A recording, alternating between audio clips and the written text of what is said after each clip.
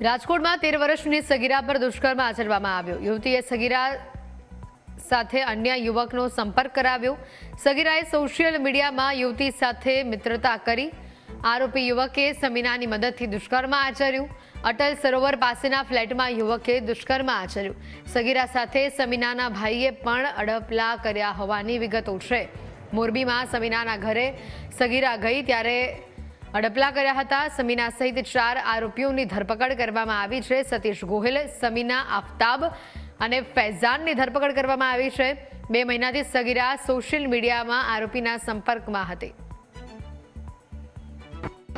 એના પોતાના ઘરે મોરબી લઈ ગયેલી। મોરબી ખાતે જ્યાં આગળ લઈ ગયેલી ત્યાં આગળ એનો ભાઈ આફતાબ રફીકભાઈ કરીને હતો, એને પણ એની સાથે અડપલા કરી અને જાતીય સતામણી કરેલી છે। એ બાબતનો ગુનો દાખલ કરવામાં આવેલો હતો। એ બાબતની તપાસ કરતા ભક્તિનગર પોલીસ અને પીઆઈ જાતે તપાસ કરતા હોય તેમના સ્ટાફ દ્વારા આરોપીઓને તાત્કાલિક ધરપકડ કરવામાં આવેલી છે અને 4 આરોપીની ધરપકડ કરી હાલ કાયદેસરની કાર્યવાહી કરેલ છે।